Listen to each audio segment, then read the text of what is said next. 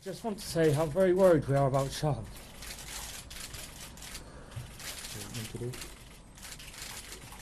She's been missing now for over 2 days, and it's not like her not to come home or contact any of us for such a long time. We all want to know where Sian is, and we want her home safe and well.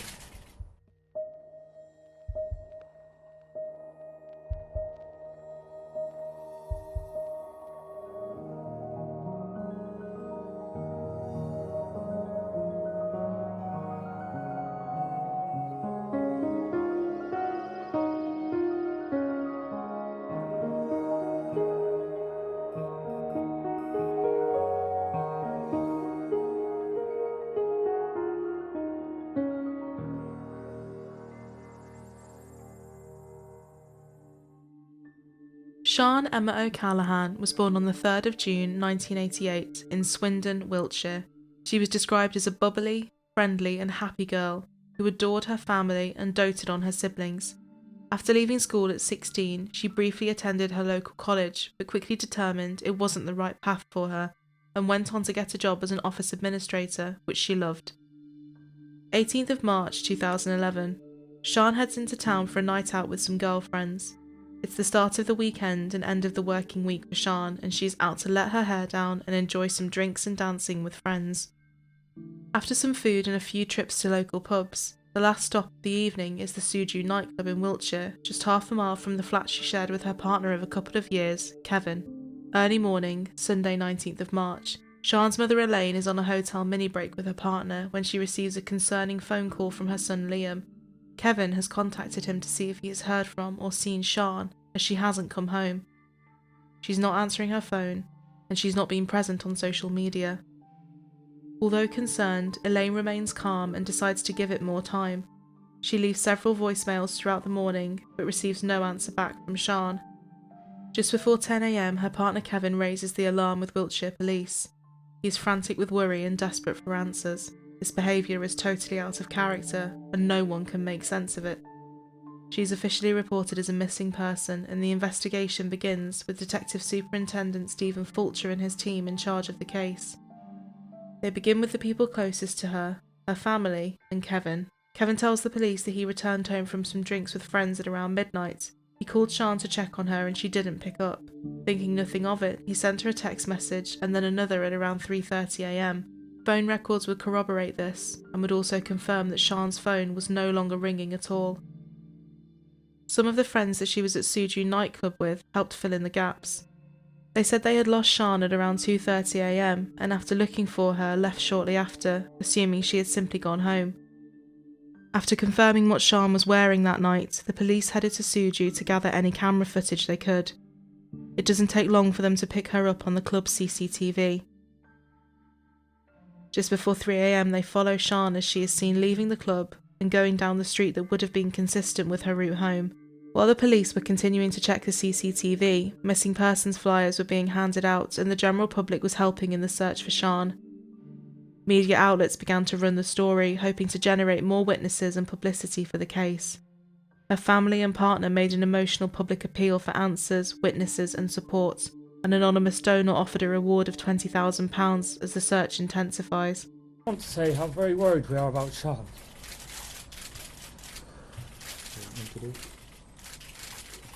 She's been missing now for over 2 days, and it's not like her not to come home or contact any of us for such a long time. We all want to know where Sian is, and we want her home safe and well. Digging deeper into the footage along Sian's walk home, the cameras pick her up again. She is alone and walking down a deserted road. A few cars drive past her, and although she momentarily disappears from view, she is still just visible at the end of the street as the cars pass. At 2:37 a.m, another car pulls into view, but this one does not drive past her. The flashing of headlights indicates that the car's hazard lights are on. The car pulled over right to where Sian would have been at the time. After a few minutes, the car eventually pulls off, and Sian is no longer in sight, not on this camera, and not on any of the others further down the road. It becomes clear to the police that Sian is in that car. The same vehicle is picked up on other cameras a couple of hours before Sian had last been seen. It is a dark-coloured Toyota with taxi markings and appears to be circling around the same area. The police launch an appeal to find the car and its owner. The reward for Sian is now sitting at £40,000, and the community are continuing to throw themselves into the case in any way they can. Thanks to a police car that had been driving around the same area at the same time, miraculously, the number plate of this mystery car had been scanned. It confirms a dark green Toyota Avensis, and it is registered to a taxi driver, 47-year-old Christopher Halliwell. Although he has no criminal past, the police were deeply concerned. He hadn't spoken to them and told them that he was the one that evidently picked her up. Meanwhile, Fulcher and his team are analysing Sian's phone records and are trying to find the current location of her LG E900 Optimus phone. The last cell phone tower ping puts the phone at the location of Sevenoak Forest.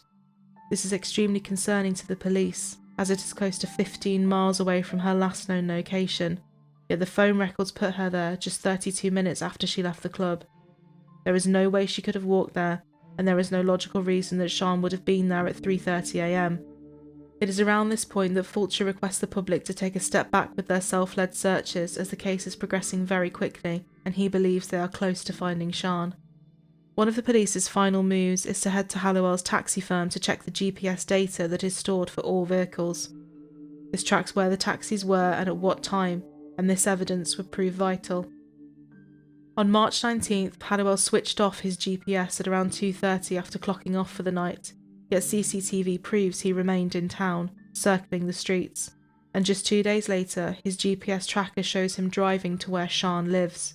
This information was not yet public knowledge and added more evidence to the already strong case against him. March 22nd, cameras pick up Halliwell at a petrol station very late one evening.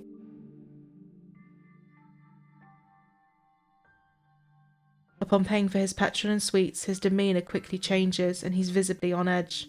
On the counter, a picture of Sian can be seen in the form of a missing persons poster. Halliwell turns his head away and covers her face on the poster with the packet of sweets.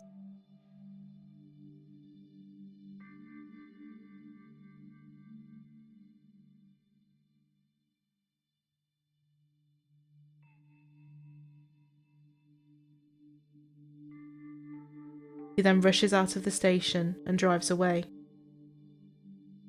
On day 6 of Halliwell's surveillance, the police follow him to an Asda supermarket, where he buys what would have been a lethal dose of over-the-counter painkillers. The team know that they have to make their move now before it is too late. He is arrested in the car park of the supermarket. Detective Fulcher instructs his officers to drive Halliwell to Barbary Castle rather than to a police station. He wants to continue the immediate questioning in a non-threatening environment, and believes that if Sian is still alive, this is the only chance they have of rescuing her. Over the next few hours, Fulcher perseveres, knowing that this is the man that abducted Sian, but he wants to hear it from Halliwell himself. Fulcher's hard work eventually pays off. Halliwell cracks and says he will take them to Sian. She is recovered almost 100 feet down a hill with stab wounds to the back of her skull and neck. It is confirmed she likely died from these injuries. It's unclear whether she was coaxed into the taxi that night under false pretenses of a safe lift home, or whether she was forced in somehow, but the police speculate she could have fallen asleep in the car and only woken up when Halliwell had already driven her out to the forest. A fight ensued after Sian realised she was in danger, and Halliwell stabbed her to death. As the police were stood by Sian's body, Halliwell utters the following words: "Do you want another one?" 20-year-old sex worker Becky Godden went missing back in 2003. Halliwell had reportedly become fascinated with Godden after meeting her on his taxi routes in Swindon's red light district. In January 2003, after having sex with her, he strangled her and buried her body in a field in Gloucestershire. What I can tell you is that a 47-year-old man from Swindon is in custody, having been arrested for kidnap and 2 murders. The location of 2 bodies have been identified to me by this individual, one of whom has yet to be identified formally, but I'm quite clear is Sian. Although it was closure on 2 cases that had brought so much trauma to so many people, this line of questioning would see Stephen Fulcher found guilty of gross misconduct, and it meant that any evidence in the Godden case was deemed inadmissible in court and required a separate and lengthy investigation to find further information to tie Halliwell to her. Fulcher would eventually resign from the police service in 2014. He maintains to this day that it was the right and best thing to do for the case and the families, and says he doesn't regret his decisions. Sian was a bubbly, friendly, caring and loving girl. She was instantly likeable, beautiful and considerate. Although our pain at this time is raw and overwhelming, our memories of Sian will be a comfort to us in dark days ahead. In September 2011, Christopher Halliwell was found guilty of the kidnap and murder of Sian O'Callaghan, being handed a life sentence, and in March 2016 he was also found guilty of taking Becky Godden's life too. He is said to have laughed as the guilty verdict was read out, showing no sign of remorse, and grinned as he was led back to his cell. Waited over 5 years for this momentous day. It has been an extremely painful journey, but today we've received the justice that has felt like an eternity coming for our beautiful little girl, Becky. He is now serving the most severe sentence possible in British criminal law, a whole life order, meaning he will never be released and he will die behind bars. On the 18th of April 2011, over 500 people filled the streets of Swindon for Sian's funeral. Although it was a private ceremony, the funeral procession slowly drove through the town, giving the public the chance to pay their respects to her and grieve. Sian's vibrant, warm and sociable personality was evident in how many people had turned out to pay their respects and honour her memory. Despite the tragic circumstances surrounding the deaths of Becky Godden and Sian O'Callaghan, their friends and family are determined that their memories will never be forgotten.